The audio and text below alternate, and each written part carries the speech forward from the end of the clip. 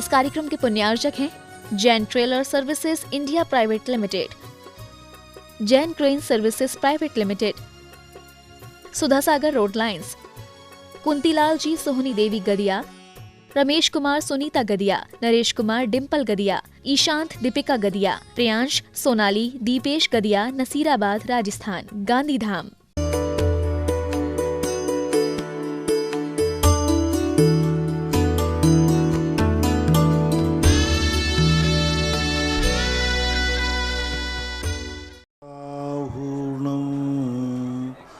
पंच परमेष्टि भगवान की, आचार्य श्री गुरुवर कुंद कुंद महाराज की, आचार्य श्री गुरुवर विद्यासागर महाराज की।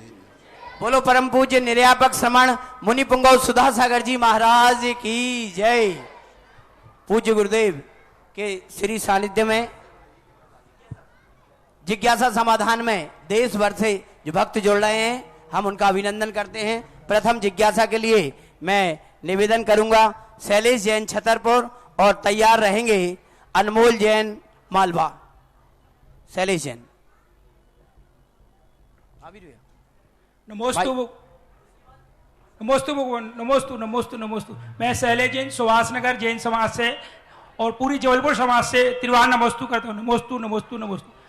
भगवान प्रभु मुनि जी, मैं 27 नवंबर को श्री 1008 सुधा सागर धर्म बैंक में यहाँ आया था, जिसके मार्गदर्शक श्री विनोद ब्रह्मचारी भैया थे।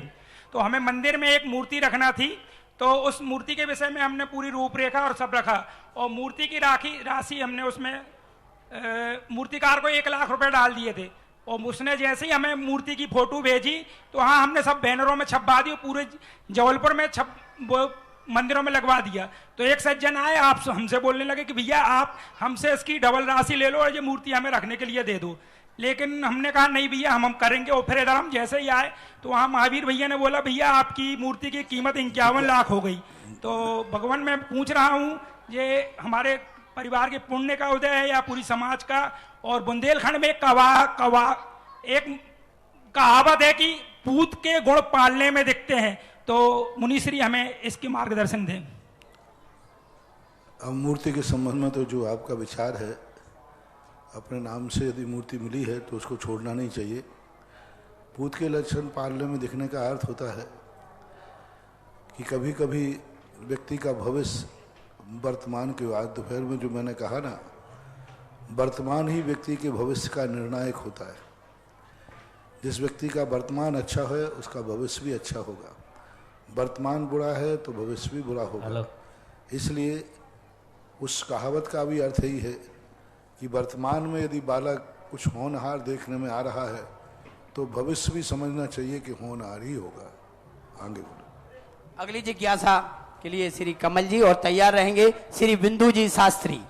कमल जी छतरपुर। 108 मुनि पुंगव श्री सुधा सागर जी महाराज करो हमारे और हमारे परिवार के चरणों में बारंबार नमस्कार। महाराज, मेरी एक जिज्ञासा है कि भगवान बाहुबली को मूल नायक विराजमान किया जा सकता है? नहीं, क्योंकि बाहुबली तीर्थंकर नहीं है। समस्त प्रकार के जिन हो सकते हैं, अरहंत हो सकते हैं, लेकिन मूल नायक तो वही होंगे जिन्होंने जन्म जन्मांतरों से जगत के कल्याण की भावना भाई, और जो एक ऐसे मांगलिक हैं, क्योंकि जन्म से ही जिनके पास अतिशय है, केवल ज्ञान के बाद अतिशय है, क्योंकि उसी की पूजा करना चाहिए जिसके पास कुछ ऐसी चमत्कारिक शक्तियां हों जो दूसरे लोगों के पास नहीं हो। क्योंकि पूजा 2 प्रकार के लेकर के लक्ष्य लेकर की जाती है, एक पूज्य जैसा बनने के लिए, दूसरा गृहस्थी के मांगलिक के लिए, सगुन के लिए। कौन व्यक्ति है जो हमारी विपदाओं में, जिसका नाम हमारी विपदाओं में काम आएगा? कौन है जो हमारी जिंदगी के अभावों को सद्भाव में बदलेगा? तो तीर्थंकर पूर्ण वैभव से युक्त होते हैं, पूर्ण शक्तियों से युक्त होते हैं, संपूर्ण अतिशयों से भरे हुए होते हैं। तो अतिशय युक्त मूर्ति की यदि हम पूजा करेंगे, उनका नाम स्मरण करेंगे, तो हमारे जीवन में भी अतिशय होगा। इसलिए सदा तीर्थंकरों की मूर्ति ही मूल नायक बनती है। और उसमें भी जिस देश के जो तीर्थंकर होते हैं वो ही मूल नायक बन सकते हैं। यहाँ के 24 तीर्थंकर ही मूल नायक बनेंगे। विदेश क्षेत्र के सीमंदर भगवान मूल नायक नहीं बन सकते, वो भगवान है, अरहंत है। एक देश का राजा दूसरे देश के राजा में राजगद्दी पर नहीं बैठ सकता। सीमंदर भगवान पूजनीय है, मैंने भी सीमंदर भगवानों की स्थापना कई स्थानों पर कराई है, लेकिन वो मूल नायक नहीं हो सकते। और मूल नायक जो बैठालते हैं वो व्यक्ति बहुत बड़ा, प्रतिष्ठा पाठों के अनुसार बहुत बड़ा दोष होता है। इसलिए मूल नायक जिस देश के जो तीर्थंकर वर्तमान में हैं उन्हीं को बनाया जा सकता है। भरत बाहुबली को मूल नायक नहीं बनाया जाता। गोमतेज बाहुबली दक्षिण में मूल नायक बाहुबली नहीं है, वहाँ के मूल नायक नेमिनाथ भगवान है जो बाहुबली से पहले से ही वहाँ विराजमान। नमस्ते महाराज, नमस्ते। श्री बिंदु जी शास्त्री और तैयार रहेंगे श्री गोपाल जी जैन एडवोकेट कोटा। नमोस्तु महाराज जी, आपके चरणों में त्रिकाल कोटि मूल नायक कोटि। की बात जहाँ तक बाहुबली की, ओम शांति। मूल नायक की बात अभी जो प्रश्न आया तो वहां पर देखो, आवाज नहीं करें, कोई इनको मना करा बाहर। बैंड बंद करा दें बाहर। बैंड वाले को बंद कराएं और थोड़ा सा विचार करें। नमोस्तु महाराज जी, आपके चरणों में त्रिकाल नमोस्तु। हे महाराज श्री, मेरा प्रश्न है कि एक मिनट रुकें, क्या चल रहा है? तो मूल नायक भगवान कहाँ विराजित होते? बैंड को बंद करा दें कार्यकर्ता, बाहर बैंड को बंद करा दें। यहाँ जिज्ञासा समाधान का दुनिया भर में प्रसारण चल रहा है। करिए बिंदु जी आपका। बाहुबली के संबंध में एक प्रसंग है। जब मैं चांदखेड़ी गया तो चांदखेड़ी में नीचे तो मूल नायक हैं ही, लेकिन प्रवेश करते ही सामने मूल नायक पे बाहुबली भगवान बैठे थे। और बाहुबली भगवान के कारण वह क्षेत्र उतनी ऊंचाई को नहीं पहुंच रहा था। और मैंने शास्त्रों में पढ़ा था कि मूल नायक गद्दी पर तीर्थंकरों के अलावा कोई दूसरा बैठेगा, उस मंदिर का अतिशय वृद्धि को प्राप्त नहीं होता। अब मैं तो कोई ज़्यादा बहुत बड़ा ज्ञानी तो था नहीं, मैंने एक थोड़ा सा प्रैक्टिकल किया। बाहुबली भगवान से प्रार्थना की मैंने कि बाहुबली भगवान, आपको बुरा तो नहीं लगेगा, आप मूल नायक पे भगवान पे बैठे हैं, ये गद्दी आपकी नहीं है। तो बाहुबली भगवान बोले कि मैं क्या करूं, मैं थोड़ी बैठा हूं, तुम्हारे भक्तों ने मुझे बैठाल दिया, मैं क्या करूं। गोपाल जी महामंत्री खड़े हैं चांदखेड़ी के, तो वहां पर स्थिति करके मैंने कि भगवान मैं आपको तो हटाता नहीं हूं, क्योंकि मेरी तो हिम्मत नहीं है, लेकिन मैं मूल नायक का रूप आपको नहीं देखने में चाहता। मैं आदिनाथ भगवान की एक छोटी सी मूर्ति रखी थी, मैंने बाहुबली भगवान के सामने उसी वेदी पे बैठाल दिया। फिर मैंने कहा देखो चमत्कार क्या होता है। जैसे ही उस मूल नायक की वेदी पर बिल्कुल प्रवेश करते ही सामने आदिनाथ भगवान की मूर्ति बैठी तीर्थंकर की, जैसे ही चांदखेड़ी के जो विकास के द्वार खुले वो आज तक रुकने का नाम नहीं ले रहे। जय हो।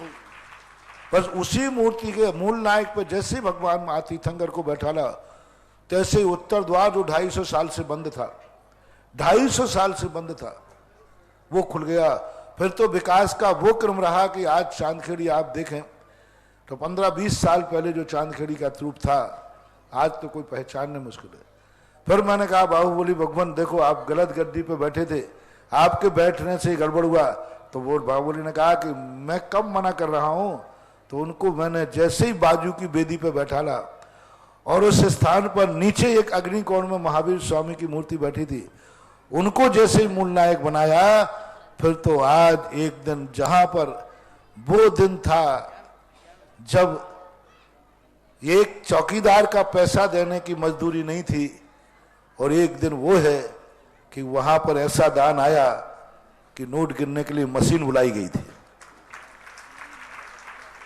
तो मूल नायक का एक अपने आप में महत्व होता है। मैं बाहुबली का बहुत दीवाना हूं, बाहुबली भगवान का मैं बहुत भक्त हूं, मैं खुद बाहुबली जैसा बनने का भाव करता हूं, लेकिन इसका अर्थ ये नहीं है कि मैं अपने आराध्य को अनधिकृत गद्दी पर बैठा लूं। वो मूल नायक की गद्दी के लायक नहीं है तो नहीं है, तीर्थंकर ही है।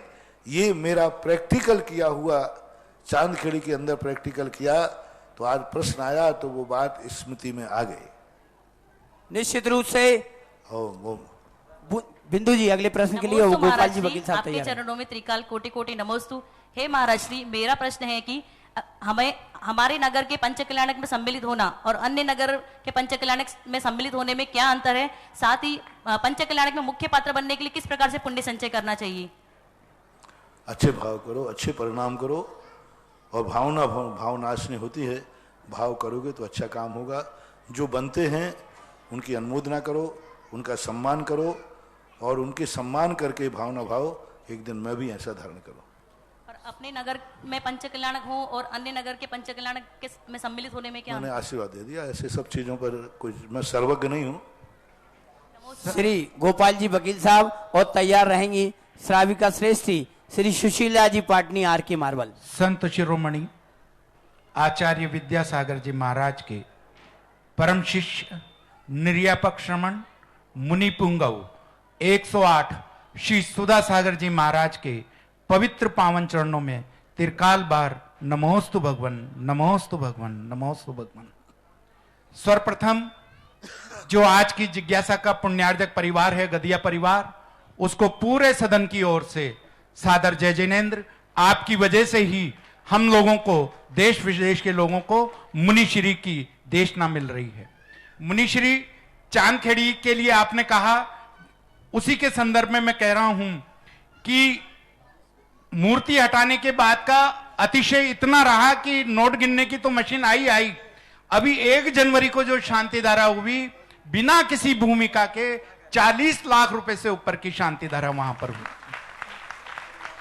प्रश्न मेरा मनीश्री आपके श्री चरणों में, आज सुबह का आपका प्रवचन सुना, आहारचर्या पर आपका प्रश्न था, और प्रश्न के अंदर आपने बताया कि मुनिश्री की अंजलि कितनी पवित्र होती है कि हर व्यक्ति उसके अंदर आहार नहीं दे सकता। मुनिश्री चिंतन बहुत आगे बढ़ा, और हम देखते हैं कि जब पंचकल्याण होता है और 28 मूल गुणों के धारी बीतरागी संत जब सूर्य मंत्र देते हैं, तो उन प्रतिमाओं में जो अतिशय आता है वो देखने में आता है। फिर भी मुनिश्री हमसे कहीं ना कहीं गलती हो जाती है।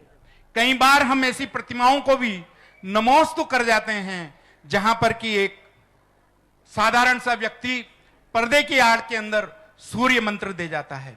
मुनिश्री, इस भेद को हम कैसे जानें, और हमारा जो ये गलती हो जाती है इसको हम कैसे सुधारें? आपके श्री चरणों। आजकल को तो बहुत स्पष्ट है, पहले तो ये पता नहीं चलता था। आज तो प्रशस्ति पर लिखा देख लीजिए, जिस मूर्ति पर मुनिराज का नाम लिखा है तो वंदनीय है, और नहीं है तो वो अवंदनीय है, स्पष्ट पता चल जाता है।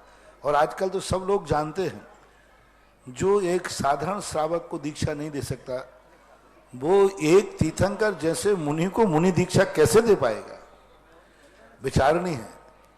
कोई भी गृहस्थ है वो मुनि दीक्षा देने का अधिकारी है ही नहीं।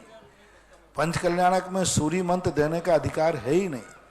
पूज्यवर जिनसेन स्वामी ने प्रतिष्ठा पाठ में 5 पात्र कहे, जिनमें एक प्रथम कहा कि आचार्य होना जरूरी है। आचार्य का अर्थ हमारे यहाँ मुनि, उपाध्याय, साधु। दिगंबर मुद्रा होना जरूरी है। बिना दिगंबर मुद्रा के मूर्ति प्रतिष्ठित हो ही नहीं सकती, और ऐसी मूर्तियां अतिशय के योग्य नहीं होती। और ऐसी मूर्तियों की पूजा पाठ करने वाले व्यक्तियों का मरण अच्छा नहीं होता। 50 साल का मेरे पास रिकॉर्ड है, जिन मूर्तियों में, भट्टारकों के समय की मूर्तियां नहीं कहना, उस समय मुनि महाराज थे नहीं, और मुनि भट्टारक जो देते थे वो मुनि मुद्रा में देते थे। ग्रह त्यागी होते थे, पिछी लेते थे, और कपड़े उतार कर मुनि मुद्रा बनाती थी। लेकिन आज के जो पंडित दे रहे हैं, कपड़े उतार कर पंडित दे सकता है, किसी शास्त्र में नहीं लिखा कि कपड़े उतार करके सूर्य मंत्र दिया जा सकता है। तो ये जो देते हैं, इनका 50 साल का रिकॉर्ड है।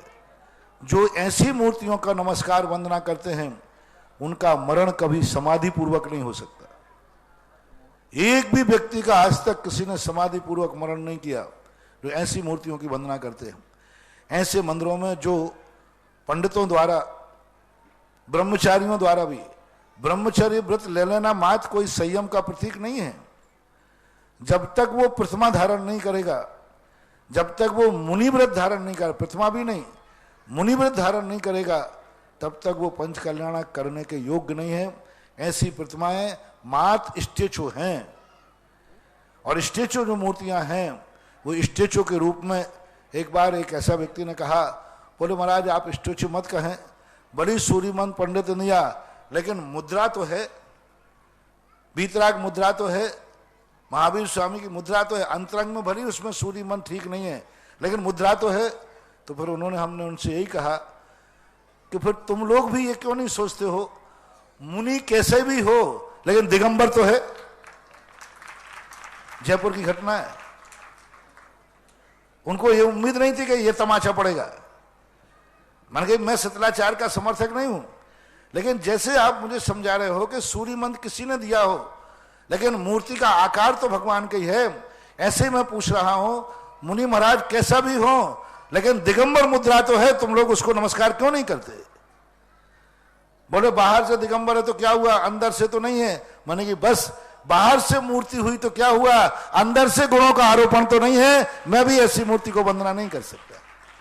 जैसे अंतरंग गुणों के बिना मुनि मुद्रा वंदनी नहीं है, ऐसे ही मुनियों के द्वारा दिया हुआ जो सूर्य मंत्र है उसके अलावा कोई अन्य ग्रस्तों के द्वारा, पंडितों के द्वारा यदि कोई सूर्य मंत्र दिया गया है तो वो मूर्ति कदापि वंदनीय नहीं है, दर्शन के योग्य नहीं है। उसका गंधोदक, उसका अभिषेक, कोई भी चमत्कारी, कोई भी अतिशय युक्त नहीं हो सकता और ना ही वह उसका भाव सुधर सकता है।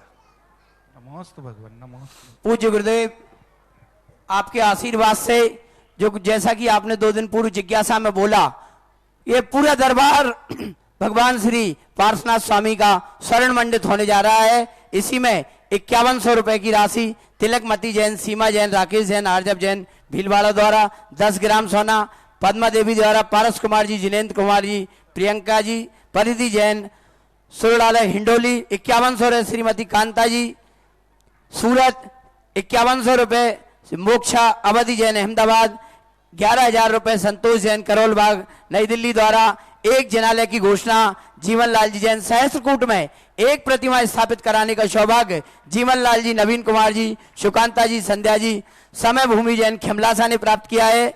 सहस्त्रकूट में एक जनालय स्थापित कराने का सौभाग्य उर्मलेश जैन, सतीश जैन, नितिन जैन, वीरेंद्र जी, अनीता जी, सपरिवार अशोक विहार फेज 2 दिल्ली ने प्राप्त किया है। एक प्रतिमा स्थापित कराने का सौभाग्य जेपी जैन, श्रीमती सर्वेश, अभिषेक, स्वाति, आराध्या उदयपुर ने प्राप्त किया है। एक जिन प्रतिमा विराजमान कराने का सौभाग्य जम्बू कुमार जी, राजेश भाई, हेमंत, टीना, अमित, मनीषा ठोलिया परिवार ने प्राप्त किया है। पूज्य गुरुदेव, आपके आशीर्वाद से तीर्थ रक्षक बनने का एक सौभाग्य 1,11,000 रुपए की राशि के साथ श्री चेतन जी गदिया, सौरभ जी, प्रियंका जी गदिया भीलवाड़ा ने पौत्र रत्न की प्राप्ति के उपलक्ष्य में प्राप्त किया है। श्री चेतन जी गदिया ने, सौरभ, प्रियंका गदिया ने भीलवाड़ा ने पौत्र रत्न की प्राप्ति पर आजीवन भक्तांबर में 51,000 रुपए की राशि भेंट कर अपना एक नाम दिया है। 5100 रुपए की राशि का नाम मीरा जैन धर्मपत्नी राकेश जी टीकमगढ़ ने दिया है। आपकी ओर से 2 स्वर्ण शिलाएं 51,100 रुपए में भेंट की गई हैं। श्री रमेश चंद जी, सुलेखा जैन ग्वालियर ने एक सोने की अंगूठी प्रदान की है। साथ ही डॉक्टर नरेंद्र सिंघई, स्वर्गीय डॉक्टर नरेंद्र सिंघई, श्रीमती शोभा सिंघई ने अपनी 6 बेटियों और 1 बेटे के नाम से स्वर्ण शिला पृथक पृथक रूप से तीर्थ को भेंट की है। मैं सभी का धन्यवाद करूंगा और सुशीला भाभी जी से अनुरोध करूंगा अपनी जिज्ञासा के लिए, और तैयार रहेंगे हमारे श्री महावीर भैया। नमस्ते महाराज श्री जी। महाराज जी, मेरी शंका है कि हमारे किशनगढ़ में भक्तामठ जी रिद्धि मंत्रों से शुरू हो रहे हैं 9 मार्च को, तो महाराज जी आपका ऐसा आशीर्वाद रहे कि पूरे हिंदुस्तान में स्टार्ट हो जाए। 365 दिन हर परिवार के अलग अलग अपने अपने अच्छे से वो करेंगे, तो उसमें सुख, समृद्धि, शांति कैसी हो आप, ये बहुत अच्छा से समझाएं। मुझे बहुत खुशी है कि जब से मेरा कोई चमत्कार नहीं है, लेकिन जब मैंने भगवान की भक्तियों में आज देखिए शांति धारा के जब से मैंने दुनिया में विज्ञापन किया, महिमा बताई, आज लाखों लाखों लोग गृहीत मिथ्या से बच गए। ये जैनियों को कोई लोभित नहीं कर सकता, ये बनिया जाती है। ये जब तक सैंपल नहीं ले लेते हैं ये किसी की बात मानते नहीं। अभी वकील साहब ने बात की, जिस चांदखेड़ी में एक दिन वो था जब अभिषेक करने वाले नहीं थे। एक ब्राह्मण ने बताया था कि यहां कोई भी अभिषेक करने नहीं आता। मैं 24 घंटे में एक तेल में रुई का फुआ भिगो करके और एक तेल का दीपक जलता था, बस 24 घंटे में दीपक जलता था, वो भी जनी नहीं जलाता था। एक बार वो स्थिति आई कि वहां पर जब कोई नहीं था तो एक किराए पर वो मंदिर पूरा दे दिया बिनौला रखने के लिए, कपास रखने के लिए। एक दिन वो था जब चमगादड़ें वहां इतनी थी कि लोगों को हल्ला करते हुए मसाल लेके जाना पड़ता था और पूरे कीचड़ में पैर सन जाते थे। ऐसी स्थिति थी। आज वही चांदखेड़ी के अंदर देखिए, अभी वकील साहब ने कहा लाखों लाखों रुपए की शांति धारा एक दिन में हो रही है। जय हो, जय हो। ऐसे ही नहीं कर रहे हैं ये, इन्होंने सैंपल भरे हैं। आज सारा भारत ऐसे ही नहीं शांति धारा को मान रहा है। सब लोगों को ऐसे लाभ हो रहे हैं, ऐसे लाभ जिनकी कल्पना नहीं की जा सकती। अब बिल्कुल ही किसी के जीवन में तेल नहीं है तो फिर क्या करेगा। ऐसे ही भक्तांबर का जब से मैंने इस बात की महिमा जानी है, भक्तांबर स्तोत्र को जब मैंने अपनी साधना की कसौटी पर कसा, जब मैंने उस हीरे को पहचान अपने जौहरी पने से खरा देखा, उसके जब बीजाक्षरों का ध्यान किया, मुझे अलौकिक एनर्जी नजर आई, अलौकिक शक्तियां। जैसे जैसे मैं एक एक श्लोक के बीजाक्षरों को निकाला, एक एक श्लोक को जब मैंने अपने ध्यान का विषय बनाया, कम से कम 2 साल तक मुझे भक्तांबर पाठ के ध्यान करने में लगे। 2 साल लगाए मैंने। एक एक श्लोक में कम से कम 4-4, 5-5 दिन, हफ्ते हफ्ते लग जाता था। उनके पूरे बीजाक्षरों का जब देखकर उछलता था मैं, ओह हमारे यहाँ ऐसी शक्ति भरी पड़ी है, हमारे स्तोत्रों में ऐसा रहस्य भरा पड़ा है। जब मैंने पूर्ण रहस्य जाना, तब दुनिया के सामने उस भक्तांबर की जब से महिमा गाई है और रिद्धि मंत्रों के साथ जब भक्तांबर पढ़ने की स्थिति आई, इसके तो रिजल्ट इतने हो रहे हैं कि पढ़ने वाला तो छोड़ो, जहां ही 48 दीपकों का प्रतिदिन ध्यान चलता है वहां कोई दुखियारा, कोई मरीज बैठ के भी आ जाता है तो वो भी ठीक हो जाता है। जय हो गुरुदेव। और ये प्रतिदिन की परंपरा मध्य प्रदेश में और यूपी में तो 2 जगह चल रही है, अखंड असीम कालीन भस्मांबर, जबलपुर और ललितपुर में। राजस्थान में तो अभी वो धारा नहीं बन पा रही है कि एक मंदिर राजस्थान में ऐसा बन जाए जहां असीम काल तक 24 घंटे भक्तांबर चले। जय हो। 24 घंटे। आप ललितपुर क्षेत्रपाल में जाना, 1:30 बजे जाओ, 2 बजे जाओ, जब भी तुम्हें भक्तांबर की धुनी सुनाई पड़ेगी। लेकिन फिर भी पूर्ण नहीं सही, अंशकालीन सही। कुछ मंदिर लोगों ने इस बात को माना, जैसे कोटा में, भीलवाड़ा में, इन लोगों ने प्रतिदिन शाम को भक्तांबर आरती 48 दीपक से करने का भाव किया। वहाँ के इतने अच्छे रिजल्ट हैं। आपके किशनगढ़ में भी ये बात आपने बताई कि किशनगढ़ में भी ये शाम को शुरू होने वाला है, आप करिए।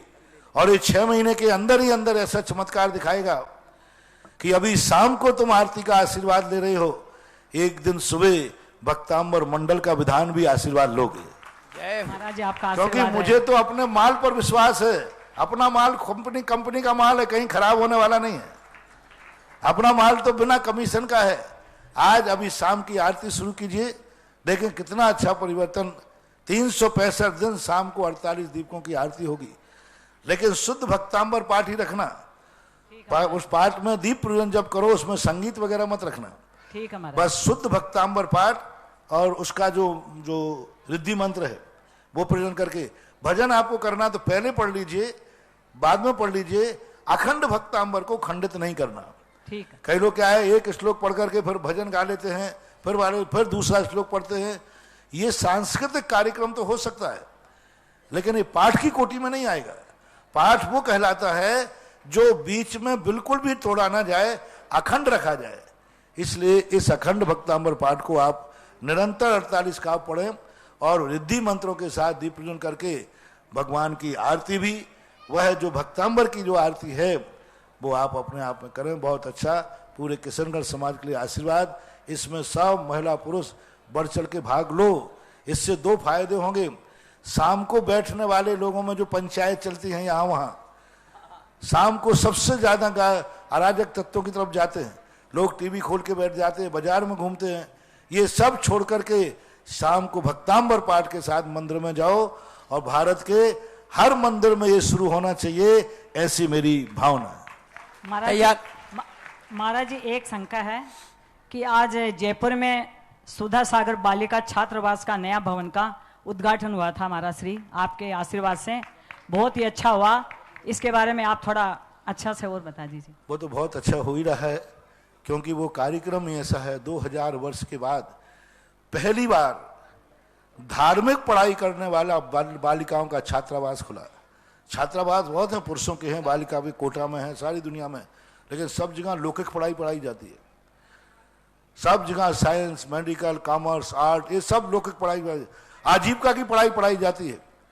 भगवान महावीर स्वामी के बाद ये पहला आर्ट्स परंपरा का विद्यालय है जहां पर बच्चियों को धार्मिक पढ़ाई के साथ साथ लौकिक पढ़ाई पढ़ाई जाएगी। यानी पुरुषों के शास्त्री और आचार्य करने के तो कॉलेज थे, शास्त्री आचार्य करने के हॉस्टल तो थे।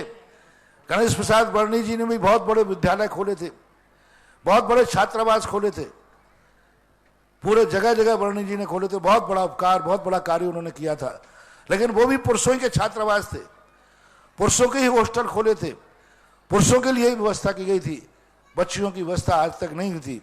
समरसती संस्थान सांगानेर ने एक बहुत बड़ा कार्य किया है कि पुरुष ही नहीं, आजकल बालिकाओं के लिए भी धार्मिक संस्कार और आचार्य, शास्त्री और आचार्य का विद्यालय खोला। एक कन्या यदि सुधरती है तो 100 वर्ष के लिए 2 परिवार सुधरते हैं, 2 परिवार सुधरते हैं। एक और तो पीहर, और वो बच्ची जब ससुराल जाएगी, शास्त्री और आचार्य करके जाएगी, तो नियम से बच्चों के लिए 6 ढाला तत्वार सूत्र तो पढ़ा ही देगी। आज भी बच्चियां 2 साल के अंदर ऐसे सैद्धांतिक प्रश्न करती हैं, ऐसा सैद्धांतिक ज्ञान हो गया, तत्वार सूत्र आने लगा, 6 ढाला आने लगा, परीक्षा मुख आने लगा, न्याय दीप का पढ़ने लगे, व्याकरण संस्कृत पढ़ने लगे।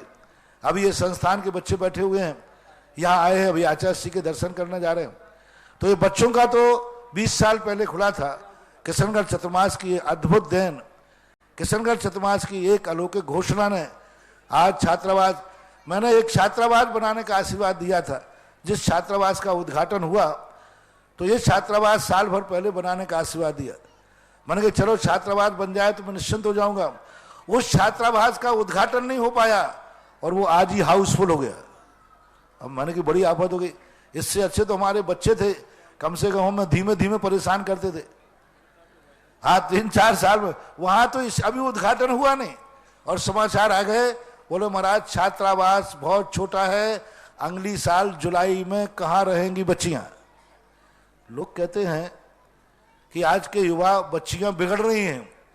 मैं कहता हूं सुधारने वालों में ताकत नहीं है, बच्चियां तो आज भी सुधरने को तैयार है। जय हो गुरुदेव। हम 50 बच्चियों को ले पाते हैं, इस बार प्रस्ताव हुआ 25 बच्चियों का और 250 बच्चियां आती हैं लाइन में रख करके। अब 250 बच्चियां लाइन में लग के आएंगी, हम 25 ले पाएंगे छात्रावास के अभाव में। अब 225 बच्चियां कहां जाएंगी? गलत स्थानों पर, गलत कार्यों में, गलत हॉस्टलों पर, गलत कॉलेजों में पढ़ने जाएंगे। और वे 250 बच्चियां कह रहे हैं कि हमें सुधारो। जो बहनें बिगड़ चुकी हैं उनके लिए क्या चिल्ला चोंट करते हो? कोई एक बच्ची गलत कार्य कर लेती, सारी दुनिया चिल्लाती है। और ये 250 बच्चियां कह रही हैं मैं सुधरने के लिए तैयार हूं, मुझे सुधारने के लिए आप थोड़ा रहो। लेकिन मात्र एक छात्रावास, एक कमरे के अभाव में और 2 टाइम के भोजन के अभाव में हमें 225 बच्चियों को अपने दरवाजे से लौटाना पड़ेगा जुलाई में। अभी बहुत बड़ी वेदना हुई जब संस्थान की मीटिंग हुई और उसमें प्रस्ताव पास किया गया कि इतना बड़ा छात्रावास 4 मंजिल का बन गया और वो छात्रावास हाउसफुल हो गया। अगली साल कहां रखेंगे? अगली साल के लिए छात्रावास नहीं है, कमरे नहीं है। तो प्रस्ताव पास किया अगली साल 25 बच्चियों से ज्यादा बच्चियां न ली जाएं। मैं सुनकर के एकदम स्तब्ध रह गया। कमेटी को डांट नहीं सकता क्योंकि उनके बाद नहीं।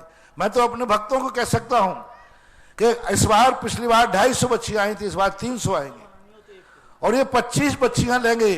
250 बच्चियां जो धर्मात्मा बनने आएंगी, धर्म की क्लास पढ़ने आएंगी, जो अपना जीवन सुधारने आएंगी, उन 250 बच्चियों को हमें दरवाजे से लौटाना पड़ेगा।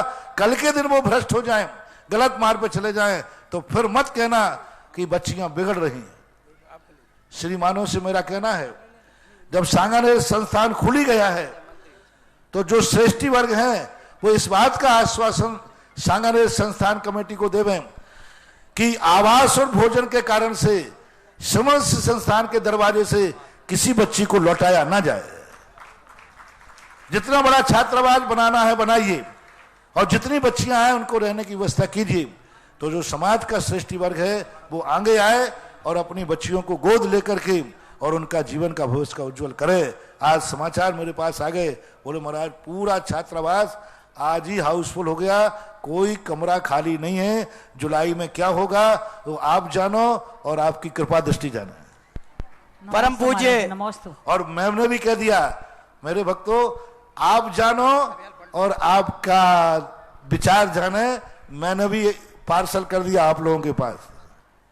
परम पूज्य गुरुदेव की कृपा देखिए, उन्होंने बेटियों की भविष्य की चिंता करते हुए श्रमण संस्कृति संस्थान में बालिकाओं को शिक्षित करने के लिए बालिका छात्रावास की स्थापना कराई। आज सुधा सागर बालिका छात्रावास की नवीन बिल्डिंग का उद्घाटन हुआ है और वह हाउसफुल हो गया है। जो भी एक बेटी को गोद लेना चाहता है, 1 वर्ष के लिए 1 कलश की 1 लाख रुपए की राशि है, 5 वर्ष के लिए 5 लाख की राशि भेंट करके एक बेटी का जीवन इस समाज को समर्पित कर सकता है। सांगानेर समल संस्कृति संस्थान जैसे ये फुटकर आवाज लगा रहे हैं। पहले तो जो मैंने आवाज लगाई कि कोई श्रेष्ठी 2-4 श्रेष्ठी ऐसे आ जाओ जो उनके लिए अगली साल तक छात्रावास भवन खड़ा कर दें। कोई ऐसा श्रेष्ठी यदि अपना नाम देना चाहता है जो पूरी बिल्डिंग बनाए, 101 कलश में 1 माला 1 कलश में वह पूरी बिल्डिंग बना सकता है। पूरे परिवार का नाम, उसके पूरे परिवार का नाम पार्टी पर आएगा। और जो हमारी बेटियों को गोद लेना चाहते हैं वे अपने नाम दे दें। इसी मंच से उनके नाम लाइव प्रसारण में यहां से घोषित किए जाएंगे। किरण प्रकाश जी पाटनी सांगानेर समन संस्थान से एक धनंदर विद्वान बने हैं। ये सब पूज्य गुरुदेव की कृपा का प्रसाद है। महानुभाव, आपके द्वारा दिए गए एक पैसे का समन संस्कृति संस्थान में सदुपयोग होता है। और जो सैकड़ों विद्वान जी बैठे हैं आपके द्रव्य से तैयार हुए हैं, अपने द्रव्य का सदुपयोग करें। समन संस्कृति संस्थान के बेटा बेटी को गोद लेने वाले अपने नाम यहां प्रेषित करें और जिज्ञासा के लिए तैयार रहें। महावीर भैया, विनोद छाबड़ा और हमारे ललितपुर वाले भैया जी। मेरे गुरुदेव को नमोस्तु। महाराज श्री, ये मेरा प्रश्न नहीं है, योगेंद्र जी ने आपको नमोस्तु कहा है। महाराज श्री, उन्होंने कहा है कि मैं आपसे दूर जरूर हूं लेकिन दिल से आपके बहुत पास हूं। 2 मार्च को आपके आचार्य श्री के आशीर्वाद से और आपके प्रेरणा और निर्देशन से दानोदर 30 क्षेत्र की वीर सागर जी महाराज, विशाल सागर जी महाराज और धवल सागर जी महाराज के सानिध्य में शिलान्यास होने जा रहा है। तो महाराज श्री, शिलान्यास का क्या महत्व है? और उनकी ये भी भावना है कि महाराज श्री ये मंदिर जल्दी से जल्दी बने और आप केवल सूर्य मंत्र देने ही वहां जल्दी से जल्दी पधारें, ये उनकी भावना है। महाराज श्री नमस्ते। देखिए, बहुत अच्छा कार्य हस्तिनापुर में योगेंद्र जी अपनी तरफ से अपने खुद के फार्म हाउस को एक तीर्थ क्षेत्र का रूप देने का मन बनाया। बहुत बड़ा उनका जमीन थी और उन्होंने कहा कि ये फार्म हाउस है लेकिन ये तीर्थ रूप में परिणत हुए। बहुत दिन से सुनकर के चर्चा की। इस बार उन्होंने खुद उस पूरे तीर्थ का नाम मांगा, तब मैंने उसके तीर्थ का नाम बोले, हस्तिनापुर में दान का सबसे पहले परिवर्तन हुआ था तो क्यों ना उसका नाम दानोदय तीर्थ क्षेत्र रखा जाए। जय हो। और मैं तो वहाँ, क्योंकि मैं तो गुरु की आज्ञा के बिना कोई स्थान का परिवर्तन करता नहीं हूँ, करने का कोई मन भी नहीं होता, तो ऐसी भावना करके आचार्य श्री पास भेजा था। और आचार्य श्री ने हमारे संघ के बहुत अच्छी प्रभावना कर रहे अच्छे महाराज हैं, वीर सागर, विशाल सागर और धवल सागर जी महाराज, तीनों महाराज बहुत अच्छे दिल्ली के अंदर बहुत अच्छे कार्य कर रहे हैं, बहुत अच्छी प्रभावना कर रहे हैं, बहुत अच्छी चर्या साधक हैं। हमारे संघ के सभी साधु अपने आप में एक चर्या का आलम्बन लेकर दुनिया में चलते हैं और उन्हीं महाराजों के मेरी भी अनुमोदना है। वीर सागर महाराज की उपस्थिति में मेरी उपस्थिति योगेंद्र जी मान लेवें। जय हो, मेरा आशीर्वाद है, भावना है। बहुत अच्छे ऐसे कार्यों के लिए दिल्ली वासियों के लिए भी एक बहुत बड़ा सबक है कि कोई अपने फार्म हाउस को तीर्थ रूप में परिवर्तित नहीं करता। कौन के भाव होते हैं, लेकिन योगेंद्र जी के भाव हैं आशीर्वाद में। दान तीर्थ का हसनापुर में 2 मार्च को शिलान्यास होने जा रहा है। आइए तैयार रहें श्री अनिल जी तलवाड़ा और इनके बाद श्री मनोज जी गोदा बिजोलिया। नमस्ते महाराज जी, मेरे परिवार और मेरे जैन समाज तलवाड़ा की तरफ से आपके चरणों में त्रिकाल नमस्तु। महाराज जी, कुछ समय पूर्व तलवाड़ा में एक मुनीश्वर भगवान की मूर्ति प्रकट हुई थी, वो आपके सानिध्य में बिजुलिया लाए थे गुरु मंत्र के लिए। तो अब कल वो विहार होके जाएगी तलवाड़ा की, तो उसके लिए आपके, मैं समझ गया, भूगर्भ से जैसे ही कोई मूर्ति निकलती है अपने आप में 2 चीजों को लेकर के भूगर्भ में रखी जाती है। एक तो कोई चोर स्मगलर अथवा कभी खंडित हो जाने से मूर्तियां जमीन में, गर्भगृह में, जमीन में दफना दी जाती है, और एक कभी कभी अच्छी और अतिशयकारी मूर्तियां होती हैं, उनको समाज जमीन के अंदर सुरक्षा की दृष्टि से रख देते हैं क्योंकि पहले ऐसे आतताई शक्तियों के आक्रमण होते थे।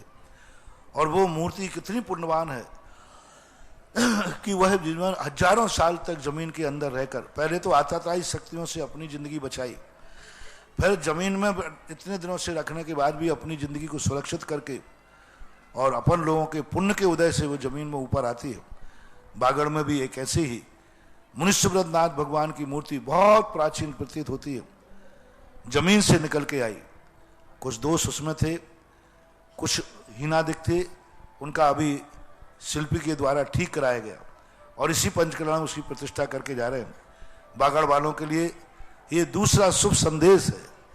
जब से वीरोदय क्षेत्र में भगवान पहुंचे हैं तब से बागड़ में कुछ ना कुछ अतिशय हो ही रहा है, और वहां पर ये मूर्ति भी सारे बागड़ के लिए एक बहुत मंगल रूप, मंगल स्वरूप, बहुत कसौटी पत्थर की ये मूर्ति है और बहुत कसौटी पत्थर जैसा बहुत अच्छा पत्थर है, और पत्थर में भी एनर्जी है और मुद्रा भी। अभी जब मैंने आज सूर्य मंत्र देने गया उस पर तो देख के दंग रह गया, सारी मूर्तियों में वह मूर्ति अलग ही अपने तेज दिखा रही है। और उस मूर्ति के लिए बागड़ में बहुत ठाट बार के साथ तलवाड़ा के यहाँ एक छोटी सी नसिया है, उस नसिया में इसको स्थापना करने की जिस दिन ये वहां पहुंच जाएगी, तलवाड़ा भी एक तीर्थ क्षेत्र रूप में परिवर्तित हो जाएगा। पहले भगवान को बैठने दो, वीरोदय जैसा हो सकता है तलवाड़ा को भी कोई नाम देना पड़े। जय हो। श्री मनोज जी गोदा तैयार रहेंगी। श्री गीता दीदी जी। मेरे आराध्य गुरुवर के चरणों में मेरा बार बार नमोस्तु नमोस्तु नमोस्तु। हे गुरुवर, पंचकल्याणक महोत्सव में उद्यापन जुलूस या मोक्ष कल्याणक जुलूस का क्या महत्व है, और इसमें स्थानीय, और चूंकि बिजोलिया में हो रहा है, स्थानीय जैन समाज और मेवाड़ प्रांत के अलावा बाहर से पधारने वाले जितने भी अतिथि हैं उनको इसका कितने बटे भाई कितना बटा इसका पुण्य का भाग्य मिल सकता है? महाराज जी, एक मेरा और क्वेश्चन है इसमें। बिजोलिया में पहली बार गजरत जुलूस निकल रहा है, तो ये गजरत जुलूस को हम किस तरह से स्वागत कर सकते हैं? मैंने अभी मध्याह्न में समूषण सभा से इस बात की घोषणा की थी कि जो अपने आराध्य और पूज्य पुरुष की खुशी में, जिस खुशी में शामिल होते हैं, एक दिन वह उस खुशी को अपने जीवन में प्राप्त कर लेता है। छोटे लोगों की नहीं, बड़े लोगों, जो तुम्हारे पूज्य पुरुष है उनकी खुशी है, उनका तुम कितना गुणानुवाद करते हो। ये पूजाएं क्यों हुई, भगवान की भक्ति क्यों की जाती है? क्योंकि भगवान के अंदर गुणों की उपलब्धि हुई और उन गुणों को हम प्रतिदिन बखान करते हैं। अपने से पूज्य पुरुषों के अंदर गुण प्राप्त होने पर यदि हमें खुशी होती है, आनंद से हम झूमते हैं, तो नियम से समझना एक दिन वो गुण हमें भी प्रकट होने वाले हैं। भक्ति का जैन दर्शन में यही स्वरूप है। जितना जितना हम आनंदित होता जाएंगे, जितना हम उनका गुणानुवाद करेंगे, जैन दर्शन ने एक सूत्र दिया, गुण शुभ प्रमोदम।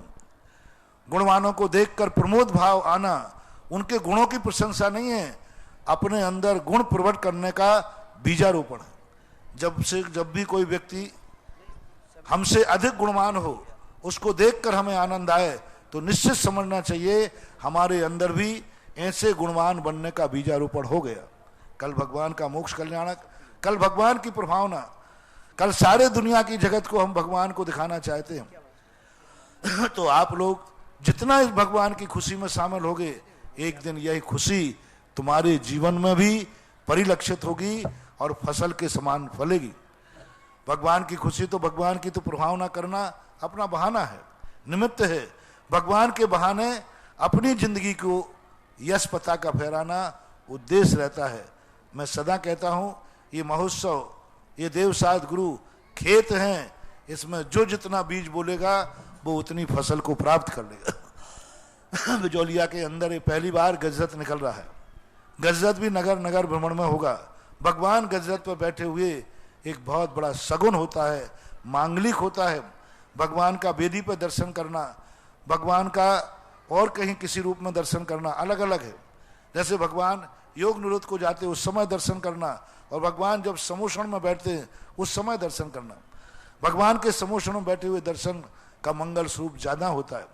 अष्टप्राति होने से युक्त हमने कई बार बताया कि भगवान एक बिना प्रातिहार्य के बैठे और एक भगवान पूरे अष्ट प्रातिहार्यों से युक्त है, उनकी एनर्जी बहुत अलग अलग होती है।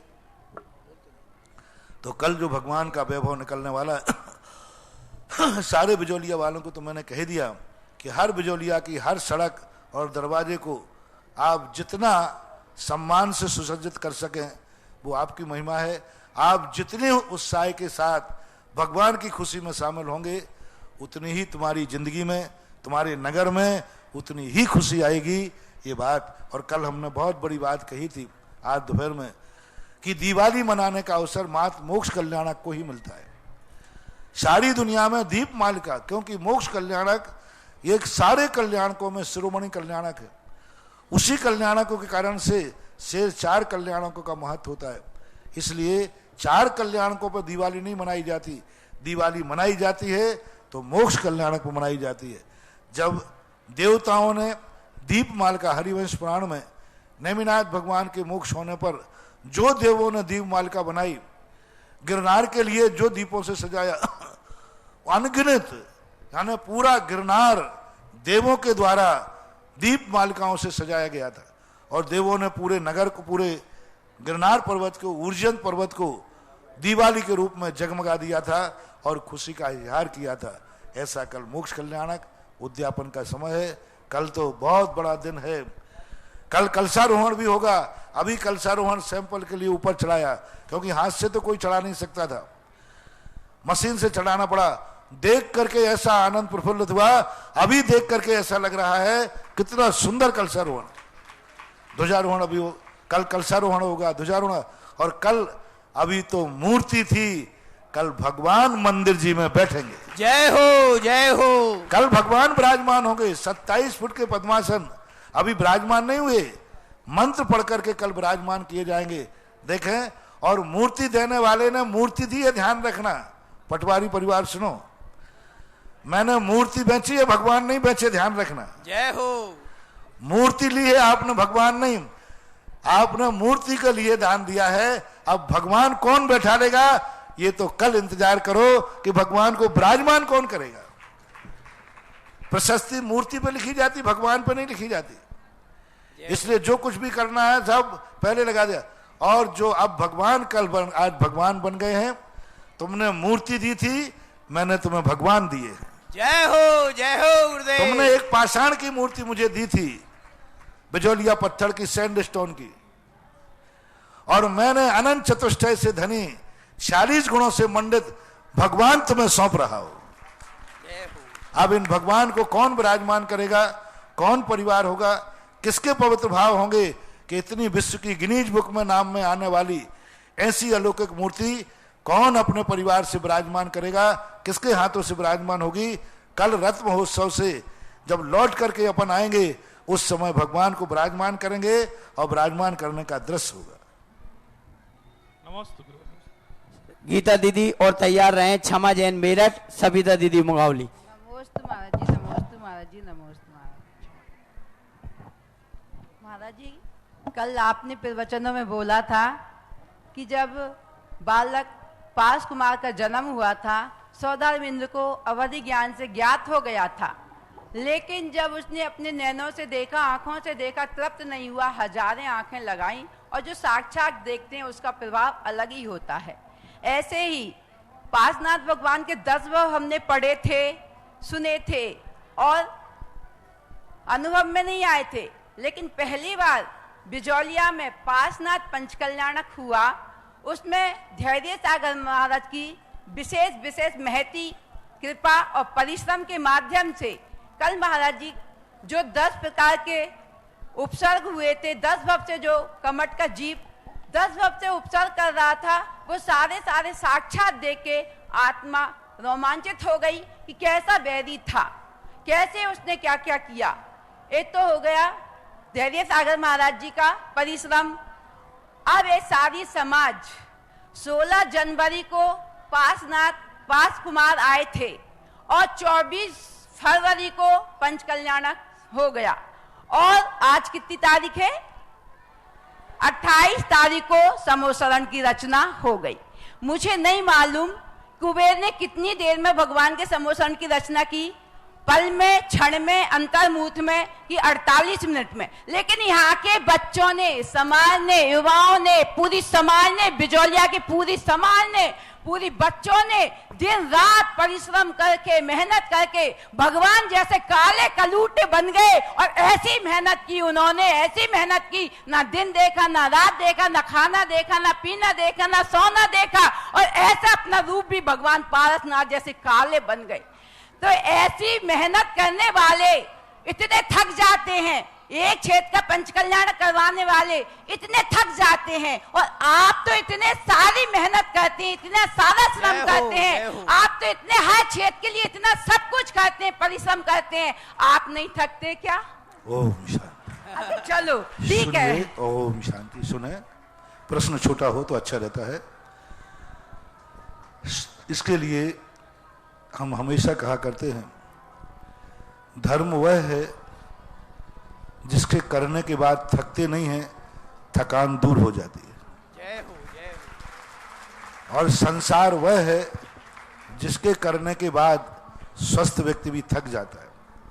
पूज्यवर समंतभद्र महाराज ने श्री शीतलनाथ भगवान की स्तुति करते हुए कहा कि यह प्रजा संसार के कार्यों को करते करते थक जाती है और रात्रि में विश्राम करती है। धर्म तो एनर्जी के लिए किया जाता है। कोई भी धर्म क्रिया करने के बाद यदि व्यक्ति थकता है, समझ लेना उसने धर्म किया ही नहीं, मात्र मजदूरी की है। मजदूर थकता है क्योंकि वो मजदूरी परवश में करता है। मजदूर दूसरे का काम करता है तब थकता है। जब भी व्यक्ति आप दूसरे का काम करोगे, मजदूर देखना 5 बजने के 4:45 पहले 10 बार घड़ी देख लेता है और वो बहुत थक जाता है और इतना थकता है उस थकान को दूर करने के लिए वो कई बार का नशे आदि का प्रयोग भी कर लेता है।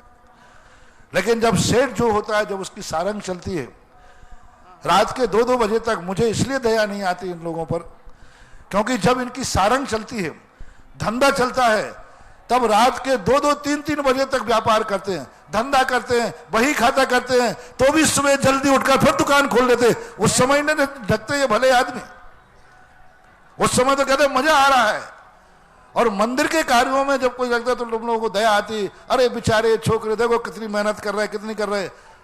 मैं तो कहता हूं, सारी दुनिया से मेरा कहना है, धर्म कार्य में यदि तुम थक चुके हो तो समझ लेना तुमने धर्म कार्य नहीं किया है, तुमने मजदूरी की है और धर्म को पराया माना है।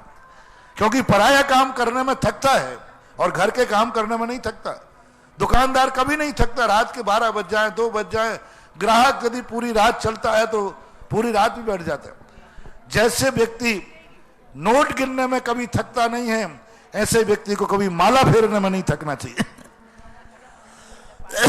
व्यक्ति हमेशा माला फेरने में थक रहा है, इसका अर्थ है वो माला में मजदूरी कमाएगा।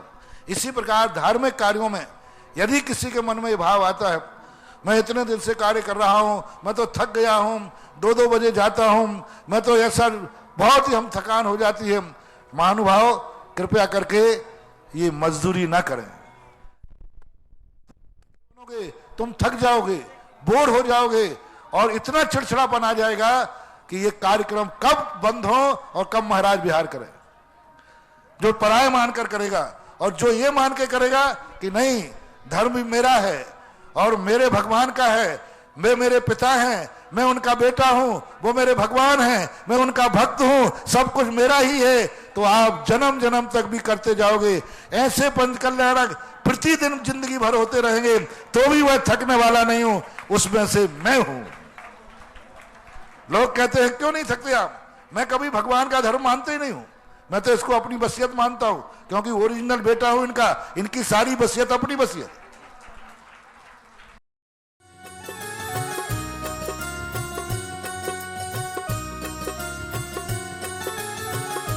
इस कार्यक्रम के पुण्यार्चक थे Jain trailer services India private limited, Jain crane services private limited, Sudha Sagar road lines, Kuntilal ji Sohni Devi Gadiya, Ramesh Kumar Sunita Gadiya, Naresh Kumar Dimple Gadiya, Ishant Deepika Gadiya, Priyansh Sonali Deepesh Gadiya, Nasirabad Rajasthan, Gandhidham.